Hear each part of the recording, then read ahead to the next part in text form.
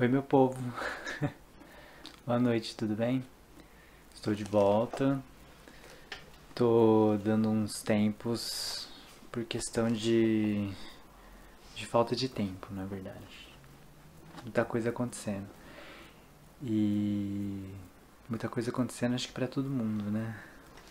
Você acha que as coisas vão melhorar, na verdade, não melhora. Não sei se tem como melhorar.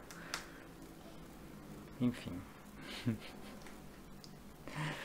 Hoje, como eu havia falado, como eu cheguei hoje no horário certo, eu vou ler o texto do Sérgio Santana que eu tinha ficado de ler. Ele é longo, não tão longo, mas é longo. Acho que vale a pena ler um pouco sobre ele. É interessante que ele é um autor que se considerava contista. Então, ler um conto dele é interessante nesse sentido, né? De ler um gênero que era o que ele se considerava, né, enquanto escritor.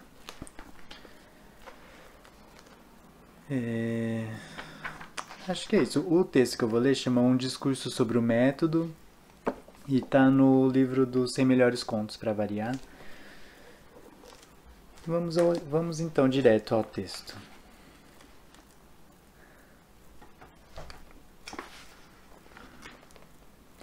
Ele se encontrava sobre a estreita marquise do 18º andar. Tinha pulado ali a fim de limpar pelo lado externo as vidraças das salas vazias do conjunto 1801/5, a serem ocupadas em breve por uma firma de engenharia. Ele era um empregado recém-contratado da Panamérica Serviços Gerais. O fato de haver se sentado à beira da marquise com as pernas balançando no espaço se devera simplesmente a uma pausa para fumar a metade do cigarro que trouxera no bolso. Ele não queria dispersar este prazer misturando-o com o trabalho.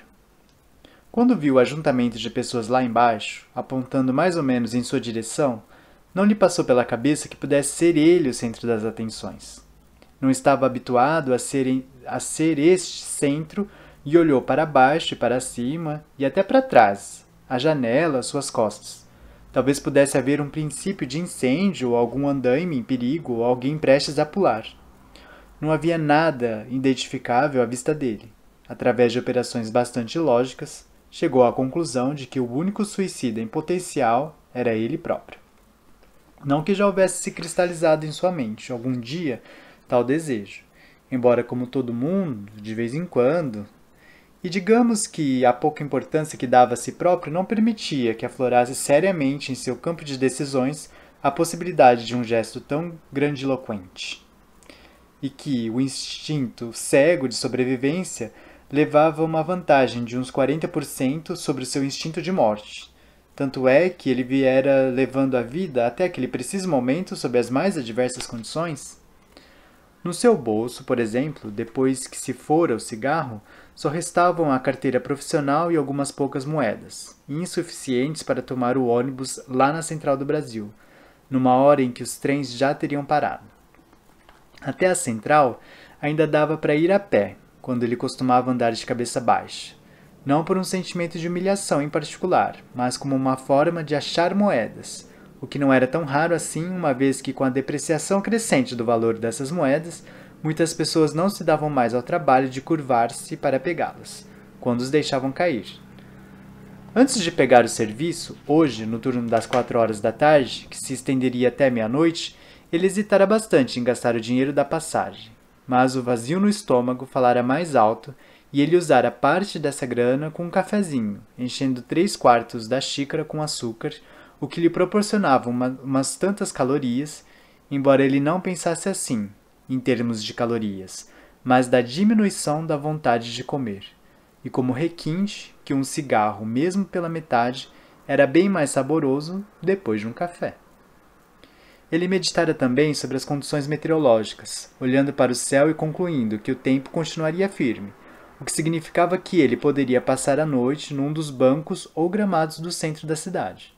Costumavam causar-lhe tédio quando dormia na rua, as manhãs sem destino, até a hora de pegar o serviço procurando distrair-se, olhando o mar e os aviões na ponta do aterro, perto do aeroporto, ou frangos giratórios nos fornos envidraçados, ou nos cartazes de cinema, mulheres nuas e homens de ação.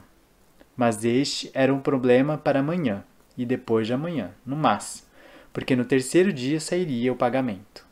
Ele era um homem que vivia nas mediações do presente, pois o passado não lhe trazia nenhuma recordação agradável em especial, e o futuro era melhor não prevê-lo, de tão previsível.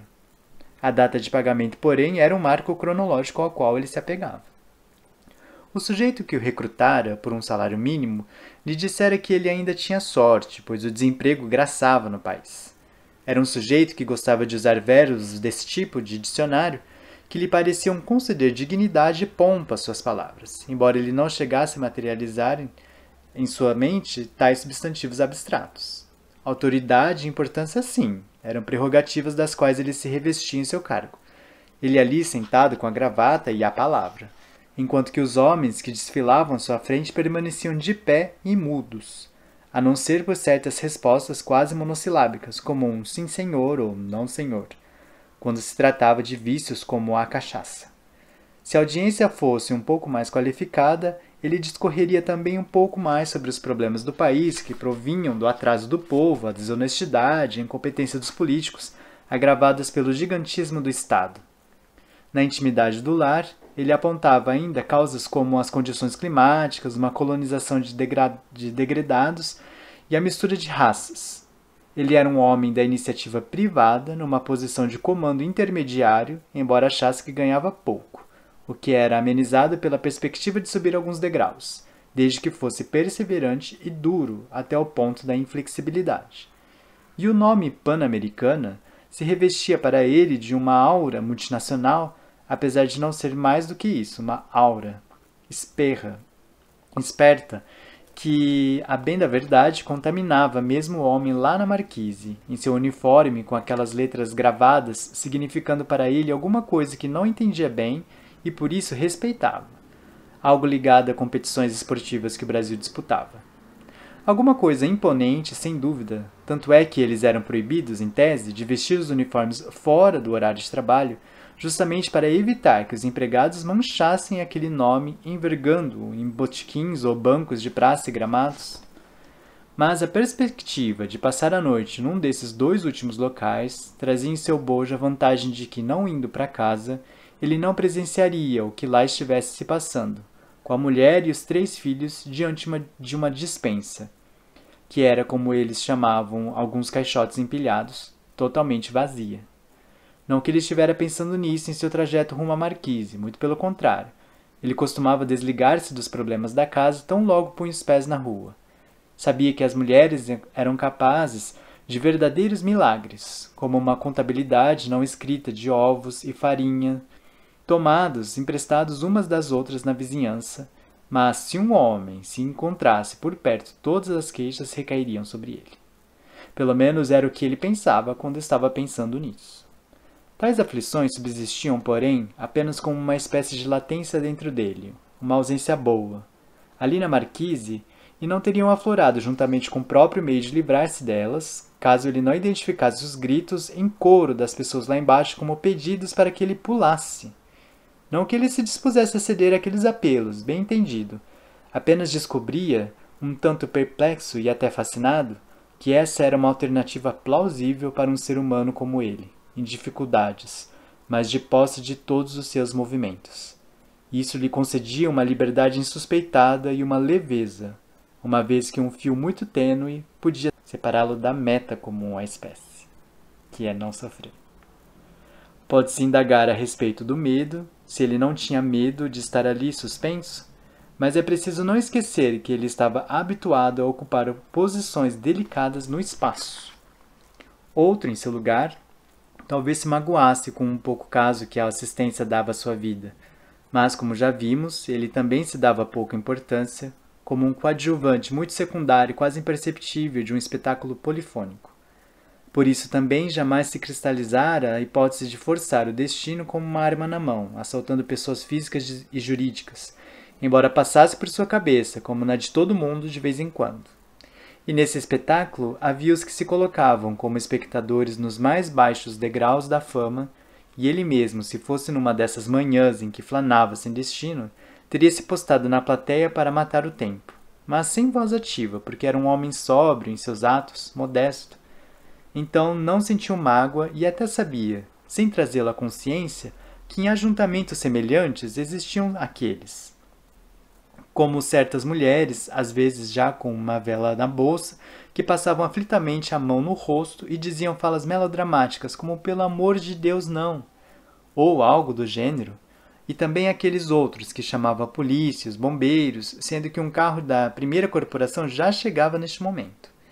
Ele era um homem respeitador das leis e dos poderes, e em nome do tal respeito, medo até, levantou-se imediatamente para retornar à limpeza das vidraças. Quando um silêncio de expectativa neutralizado por um clamor de incentivo veio lá de baixo, para logo depois se transformar numa vaia, quando perceberam que ele era apenas um homem trabalhando, ainda que em condições precárias que sugeriam risco, ação, emoção, coragem.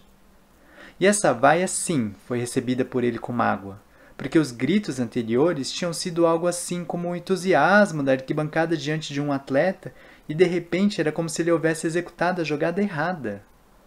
Com o escovão e o pano nas mãos e o balde a seus pés, ele virou-se novamente para a plateia e deu um passo miúdo adiante para ouvir distintamente os gritos de "pula, pula". O fato é que ele jamais estivera num palco, num pedestal, e isso afetara sua modéstia. Não é preciso conhecer a palavra pedestal para saber que as estátuas repousam sobre uma base, como também não é preciso conhecer a palavra polifônico para ouvir as muitas vozes e o conjunto de sons da cidade. E haveria sempre alguém que pudesse narrar isso por ele, até que as condições socioeconômicas e culturais da classe operária se transformassem no país e ela pudesse falar com a própria voz. Quando isso acontecera, por exemplo, na Inglaterra, dera origem a fenômenos inesperados como os Beatles e os Angry Young Men, jovens zangados.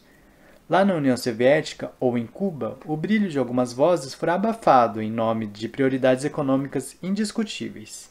Ele vira na abertura dos Jogos Olímpicos de Moscou a saúde e a beleza da juventude soviética. Como todo mundo, no Brasil, ele dera o seu jeito de comprar um aparelho de TV. Comprara de um rapaz vizinho sem exigir nota fiscal ou indagar sobre a marca ou procedência. O rapaz era um jovem zangado brasileiro e assaltava pessoas físicas, preparando-se para encarar as jurídicas do ramo bancário. Ambos não conheciam os Beatles. As estátuas ele conhecia bem, apesar de não ler as placas. Perambulava muito diante delas e intuía que eram erigidas, embora não utilizasse tal verbo, mais do estilo do chefe do departamento pessoal da Pan-Americana, em homenagem a pessoas que teriam realizado feitos notáveis, tanto é que estavam ali em exibição pública, como exemplo moral. Não era bem o caso dele, certo, mas ele também estava provando do poder sobre a massa, como alguns daqueles homens ilustres. E isso ampliava, de repente, de maneira literalmente vertiginosa, a sua consciência social. Aquele pessoal lá embaixo, como ele próprio, a mulher e os filhos, não era gente bonita, bem alimentada e imbuída de elevados propósitos. Pelo contrário, era preciso aplacá-los com sangue e circo. Então ele chegou a refletir, se pode chamar assim o clarão de raiva que o atravessou, sobre métodos violentos de transformação da sociedade.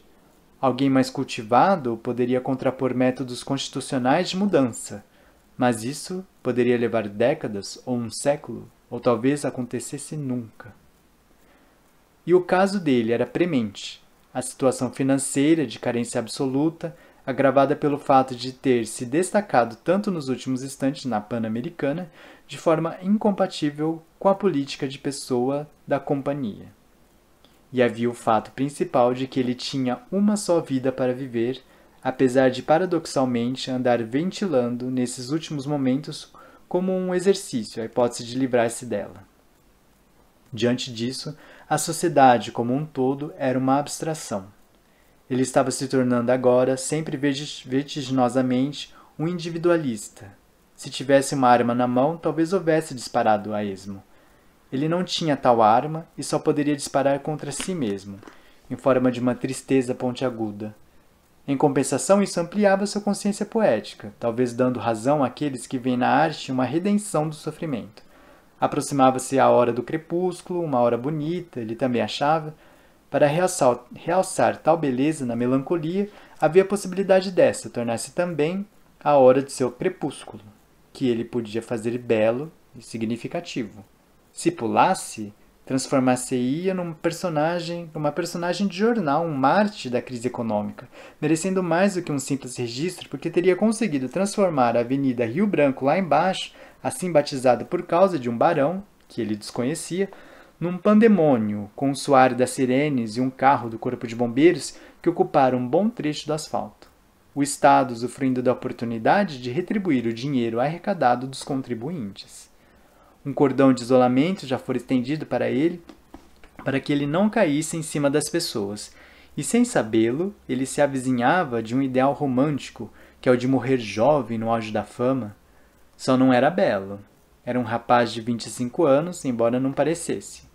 Aos argumentos de praxe de que tudo isso de nada lhe serviria depois de morto, ele poderia contrapor, se além de romântico fosse poeta ou filósofo, que estava gozando com a máxima intensidade os lances dramáticos que podiam anteceder a morte, como um duelo ao entardecer.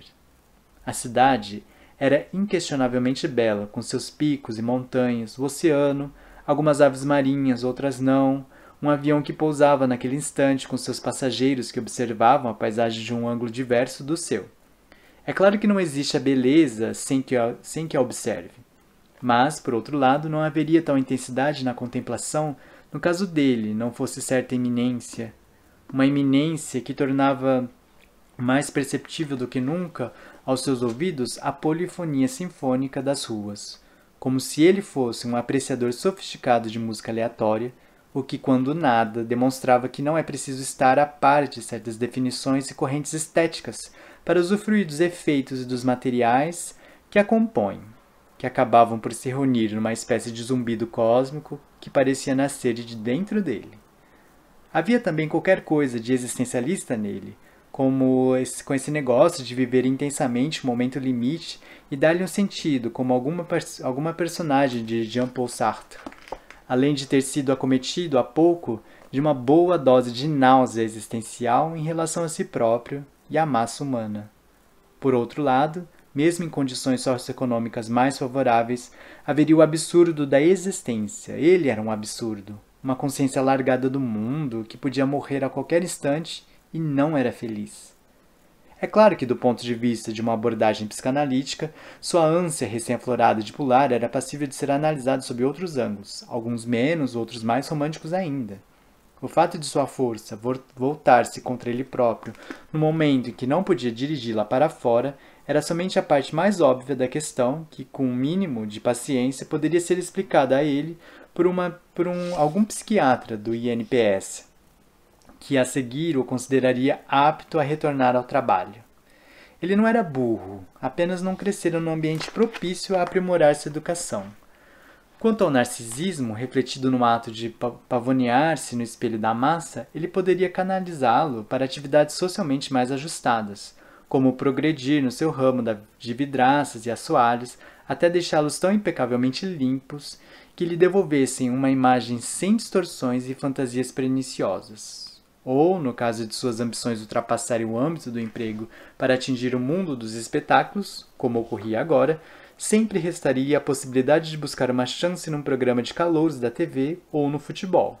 Mas isso, no segundo caso, se não houvesse se passado em sua infância um acontecimento absolutamente traumático, ter sido expelido aos empurrões de um time de garotos por deficiência técnica possivelmente decorrente de suas deficiências físicas, ainda que ele fosse escalado na ponta esquerda, posição que no Brasil costuma tornar-se a mais próximo possível da reserva.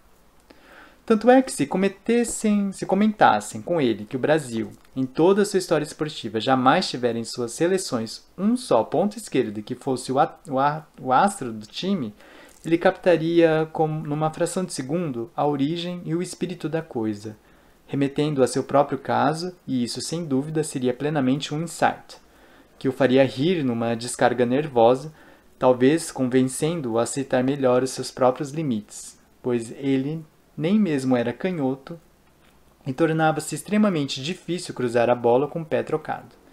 E ainda que lhe restaria, uma vez diluída uma prejudicial imagem idealizada, torcer e identificar-se com um time que lhe devolvesse, de vez em quando, a sua dedicação com um campeonato. Afinal, nem todos podem pisar o palco. Mais difícil e romântico, embora não impossível, desde que se encontrasse as expressões adequadas, seria aprofundar com ele a coisa no sentido de entendê-la, a sua tentação repentina de pular, como um desejo de retorno aos braços e seios maternos, e talvez até uma vida uterina, ao indiferenciado, que a todos iguala, não houvesse sido esta sobressaltada por tentativas de morte contra ele e ainda por cima com a utilização de métodos inadequados, talvez sentidos por ele como maremotos no líquido em que boiava, embora depois de ele ter vindo insistentemente à luz, fosse encarado por seu raquitismo como um castigo e uma dádiva, o que já o colocava no mundo desde o início como um paradoxo e diante de um conflito. Pois o mesmo fato que o levava a ser sacudido e surrado quando chorava durante as noites, por sentir um oco inexplicável nas entranhas, era a razão para ser embalado e amamentado em plena via pública sob marquises dos edifícios, porque a mãe complementava o magro orçamento doméstico mendigando no centro da cidade, para onde ele era trazido num trem elétrico, vestindo seus piores farrapos, se é que os havia, e nesse ponto, como prova material da penúria para os pedestres, ele bem valia o seu peso em moedas.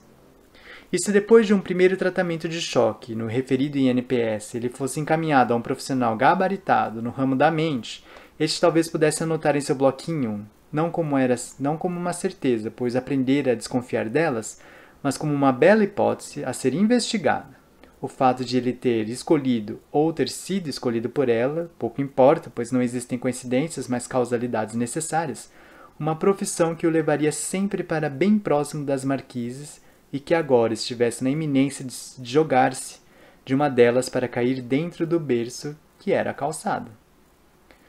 A fortificar tal dedução, havia o fato indiscutível de que ele trilhava literalmente essa via na vida, onde era sempre obrigado a pegar um trem elétrico para chegar ao local do trabalho, que se confundia com o mítico ponto onde seria acalentado, e daí talvez se pudesse explicar-lhe seu delírio ambulatório, e até curá-lo dele, pois num dia-chave como o de hoje, o ter gasto dinheiro na condução de volta com o café e principalmente açúcar, pois a doçura na boca era um fator que além das calorias tinha necessariamente de ser levado em consideração, podia não passar do que provavelmente era, um mero pretexto a cobertar coisas mais reconditamente recalcadas no inconsciente. E o final de todo este encadeamento era que ele gastara o dinheiro do ônibus, o veículo que o levaria de volta ao sofrimento do lar, e não daquele trem, o seu trenzinho elétrico de infância, que o conduzia ao aconchego do seio materno. E o profissional sorriria de prazer diante de tal insight, não do paciente, mas dele próprio, que poderia até ser levado a um congresso e publicado na revista da sociedade. Espicaçando os lacanianos, eis que tais associações não se teriam devido a nenhum troca-letras ou aliterações, mas a imagens semanticamente justas, verdadeiro embrião para uma monografia que poderia ser intitulada A Psicanálise da Classe Operária. E, dessa vez, sem qualquer ironia, a Europa verdadeiramente se curvaria diante do Brasil. É certo que tal profissional, por sua integridade, somada a uma boa dose de esperteza, se anteciparia com um post-scriptum, as possíveis desconfianças diante de tal modelo, criticando ele mesmo justamente por sua perfeição como a de um círculo, não deixando brechas, mas redimindo-o com o argumento de que muito mais do que pela justeza científica de uma resposta, um modelo psicanalítico se validava pela maior ou menor possibilidade de um paciente ajustar-se dentro dele, como num pijama de molde adequado. E residiria aí, precisamente, a possibilidade de cura, se se pode falar em cura quando se trata de uma coisa volátil como a mente, que, como a alma, não ocupa propriamente um espaço. E, de qualquer modo, dentro das limitações de uma tentativa de conhecimento que não chega a ser uma ciência, mas um método, Talvez propiciaria esse modelo que o paciente pudesse voltar para casa, em vez de dissipar seu dinheiro na rua, e lá beijar a mulher no rosto como qualquer cidadão da classe média. Para então concluírem juntos, paciente e analista, que o princípio e fim de tudo está sempre o amor. E neste ponto concordariam todos, freudianos, lacanianos, junguianos, bioenergéticos, que o que importava no fundo na relação analítica era a cumplicidade afetiva, amorosa mesmo, entre analista e analisando. Pena que tal tipo de cliente potencial, este que estava suspenso por um fio entre a vida e a morte, na marquise, não pudesse pagar para ver isso de perto. Então só lhe restava o amor de fato, o amor de sua mulher, de uma mulher, por exemplo, que lhe estendesse a mão nesse momento crucial. Não a mulher dele, evidentemente, pois a relação que se estabelecera entre ambos nos últimos tempos, depois dos desgastes da vida em comum, era aquela que pode estabelecer-se entre um pedaço de pau e um buraco, mais ou menos ajustados em suas dimensões, porém dissociados de uma configuração gestaltiana que os integrasse dentro de um todo, que incluiria um aspecto de sublimação espiritual, aquilo que os seres humanos costumam denominar amor. Ou mesmo um desejo intenso pela carne alheia que fosse mais do que um apaziguar de uma coceira. Mas a natureza não queria nem saber das condições extrabiológicas. No fim de 9 meses, dava filho. E ele já tinha 3. Boa parte daquela massa arfante que circulava pelas ruas lá embaixo era proveniente do encontro de corpos em tais circunstâncias de pobreza material e do espírito. Então, era natural que, em termos de qualidade, houvesse uma baixa progressiva. O amor que o poderia ter salvo seria, por exemplo, a de uma datilógrafa, que às vezes ele via fazendo horas extras numa das firmas para as quais ele era designado para a limpeza. Era uma jovem bem proporcionalmente rechonchuda, que provavelmente se tornaria gorda com o correr do tempo, mas isso era um problema para depois, do qual ele não se ocupava em suas fantasias, pois estamos no terreno do presente imediatíssimo. Além de ele verdadeiramente admirar-se com suas formas e com um modo velocíssimo que a moça batera a máquina sem olhar para as teclas, havia um detalhe que fornecia a ela uma aparência simultaneamente distinta e distante, porque ele conhecia bem o seu lugar no mundo, os óculos. Parecia-lhe incrível que uma mulher fosse ao mesmo tempo jovem e desejável e contemplada por um par de óculos que fazia vir à mente dele professoras meigas que ele não tivera e a oportunidade de conhecer. Eram os óculos um símbolo de inacessibilidade e cultura, e as fantasias chegavam a ele primeiramente em forma de preliminares, como levá-la ao cinema, à Quinta da Boa Vista, até um dia pegar na mão dela, para só depois, muito aos poucos, ir pregando no resto. O momento em que ele possuiria seria um acontecimento solene, quando deveria munir-se de toda a delicadeza, e a última coisa a retirar do corpo dela, se ele efetivamente retirasse, seriam os óculos, porque esses óculos, sem que ele o soubesse, eram seu fetiche. Talvez ele se espantasse ao saber que também dentro dela se passavam devaneios, nos quais um homem sensível acabaria por descobrir a alma gentil que se abrigava naquele corpo curvado sobre a máquina e atrás daqueles óculos. Embora ela mantivesse relações esporádicas com um contador casado e com um jovem vizinho do bairro, que tinha um automóvel, ainda não se desfizera do seu sonho de casar-se com alguém que verdadeiramente precisasse dela, como algum jovem estudante de medicina que chegaria ao final do curso com todo o sacrifício do qual ela compartilharia com alegre resignação. E se ela conhecesse um homem assim, quando ele se encontrasse à beira do desespero, seria capaz de entregar-se, ainda mais vitalmente, gozando entre lágrimas da comovente alegria que é poder estender a mão àquele que se afoga, para trazê-lo não só à tona, mas aos píncaros do sublime. O problema é que para se ter direito ao amor, no desespero, é preciso carregar algum tipo reconhecível de beleza, nem que seja através de obras como um Toulouse-Lautrec. Embora Van Gogh, apesar de tudo. Quanto a ele, o homem na marquise fora destinado a essa solidão radical que é a feiura da pobreza.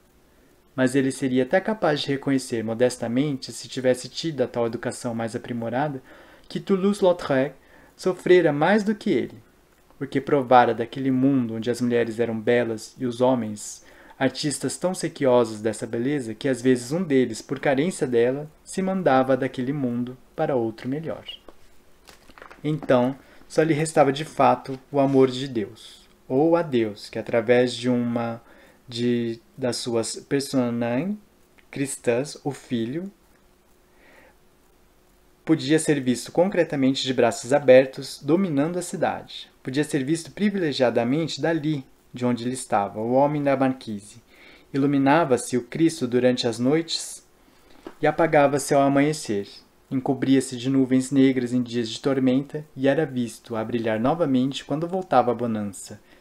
Mas nunca, desde a inauguração da estátua em 1931, incluindo a visita do Papa em 1980, fora visto mexendo um dos braços para apaziguar uma dessas tormentas, individuais ou coletivas, nem quando eram as águas das chuvas que, descendo do morro que sustentava sua imagem, iam provocar a catástrofe lá embaixo, levando na enxurrada casas, animais e pessoas,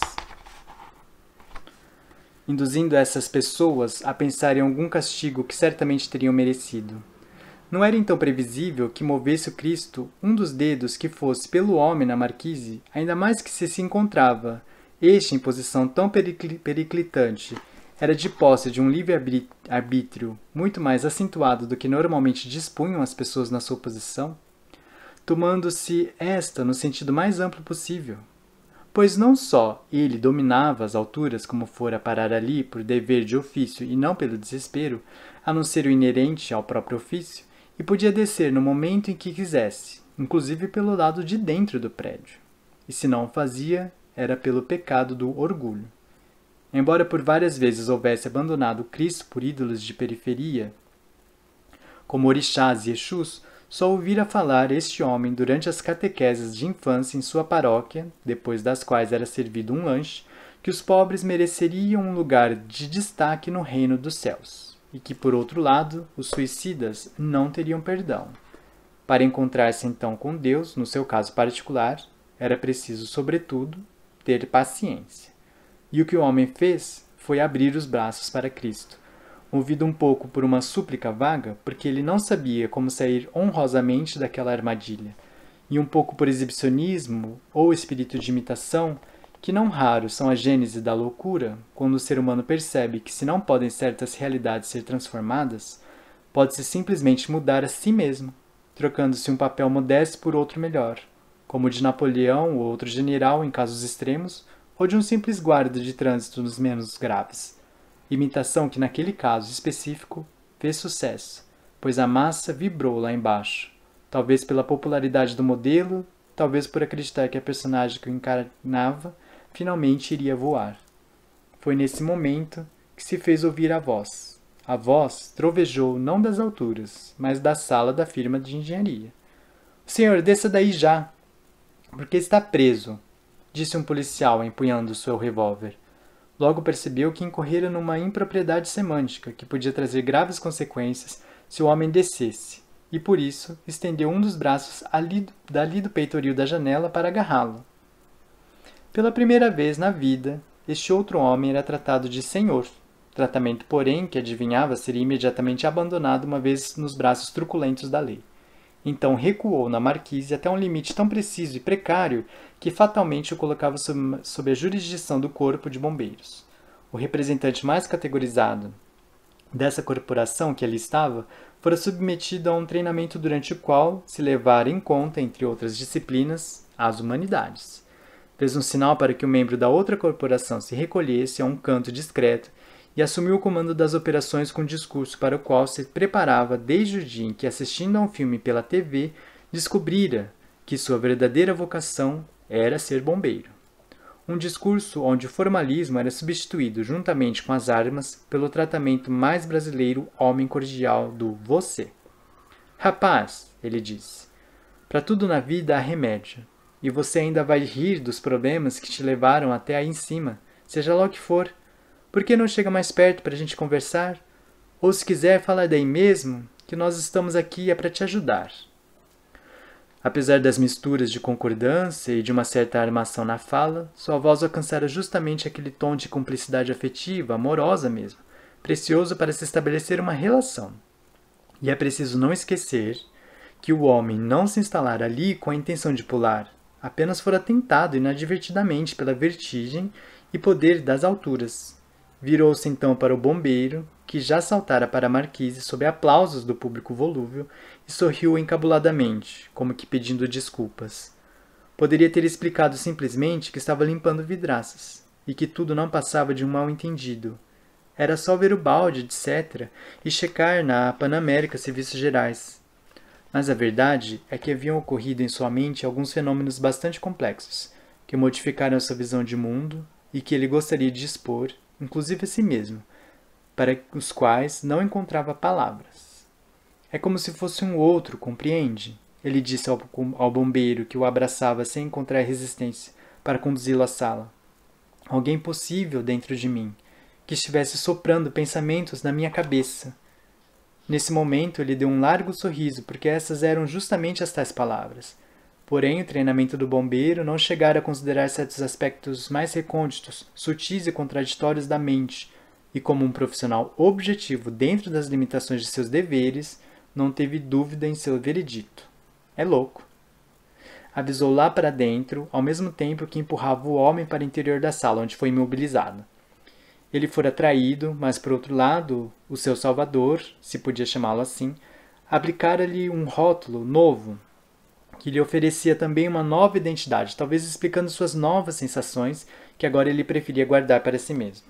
É como se tudo não passasse de um sonho, inclusive eu e o bombeiro. Um sentimento, aliás, sumamente agradável, porque o libertava de certas cadeias. Ele estava enganado, mas não muito longe da verdade, embora estivesse da originalidade.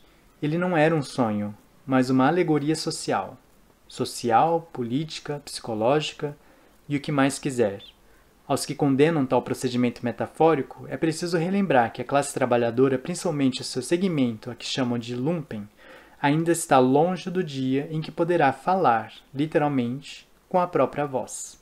Então se pode escrever a respeito dela, tanto isso quanto aquilo. Mas nesse íntere chegava suado, gordo e ofegante ao recinto uma personagem bastante próxima da realidade, o chefe do pessoal do Panamérica Serviços Gerais. Vinha imbuído de formalismo, dignidade e prerrogativas do seu cargo, além de premido pelo medo de perdê-lo diante de uma publicação que não era bem o que o Departamento de Relações Públicas da firma tinha em mente. Com os pés bem fincados no chão, disse: "Você desonrou o uniforme. Pode trocar de roupa e me entregá-lo pessoalmente. O ato que acaba de cometer é falta grave, passível de justa causa, e, portanto, está demitido." Suas palavras judiciosas visavam dessa vez muito mais do que impressionar estilisticamente a audiência, assegurar a todos que estava fazendo o melhor possível nas circunstâncias, uma vez que seu olhar clínico para bêbados, vagabundos, ladrões e malucos falhara lamentavelmente naquele caso.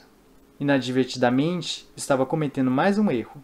Suas palavras foram registradas pela imprensa, um tanto frustrada até então com a negativa do homem da marquise em dar qualquer depoimento em que suas motivações se mostrassem claras. E louco era uma palavra que os editores, a não ser os dos jornais populares, consideravam um tanto vaga. E o executivo não pareceu bem na história, onde, ao contrário do que se pensava, também não era sujeito, mas uma reles peça. Primeiro passo numa derrocada que se iniciaria com a sua demissão e terminaria com seu suicídio, quando por um sentimento inato de justiça viesse aplicar em si próprio o mesmo código severo que costumava destinar aos subordinados, mas isso já é outra história. Nesta, apenas os policiais ficaram impressionados, embora também não encontrassem as palavras justas para dizê-lo, viram ali uma manifestação do poder temporal e também daquele outro maior que fora ofendido numa de suas principais personas. E como punição, exemplar aos desesperados mais desespero. Já um bombeiro, nem tanto, implicou com a almofadinha que tripudiava sobre os despojos de sua ação, que nem mesmo chegara a ser heróica, ele, o veterano de tantos incêndios e escombros de enchentes, e disse que o rapaz só ia trocar de roupa no hospital psiquiátrico, para onde seria levado. Suas palavras também foram registradas, e mais uma vez, com toda a justiça, a corporação apareceu bem diante da opinião pública como um lampejo de esperança de que nem tudo estaria perdido. Quanto à personagem principal da história, o homem da marquise, ao saber de seu destino, em outras circunstâncias talvez se sentisse ferido em seu ponto mais vulnerável, O que eu teria feito, quem sabe, aproveitando a vigilância afrouxada, pular, enfim, para a morte. Não por causa da perda do salário, propriamente, pois já se encontrava muito a um pequeno passo do vazio econômico absoluto, mas porque perceberia, com clareza, que a Pan-Americana tinha sido até então para ele não apenas um emprego, uma firma na qual trabalhava, mas um invólucro, materializado pelo uniforme dentro do qual se enfiava. Ele que se sentira desde o berço como uma espécie de oca, de coisa oca, e que, se não lhe fornecia uma identidade marcante, o tornava parte de uma equipe, como no futebol, permitindo que, contrariando o regulamento, passeasse entre os mendigos do aterro sem sentir-se um deles, ainda que também não tivesse nenhum puto no bolso. O sujeito do corpo de bombeiros, que indiscutivelmente surgia diante dos seus olhos como pessoa de maior autoridade moral dentre todos ali, falaram numa troca de uniformes no hospital psiquiátrico, do mesmo modo que fizera, a propósito dele, sem titubear, um diálogo preciso. Louco. Não havia, então, por que se desconfiar, e ele caminhava com uma satisfação até ansiosa para trocar de papel e de equipe. Na verdade, ele já se encontrava sob outra jurisdição, não dos dois homens de branco que chegaram para levá-lo numa ambulância. Ele envergando o uniforme da Pan-Americana e tudo. A jurisdição sob a qual ele se encontrava era do outro, aquele alguém possível que soprara pensamentos em sua cabeça, sobre a marquise. E ele previa, intuitivamente, que lá no hospital deveria haver um pátio onde, flanando à vontade debaixo das árvores ou sentado num banco, ele teria todo o tempo do mundo para encontrar e conhecer o tal outro, até que os dois se tornassem a mesma pessoa e falassem com a mesma voz.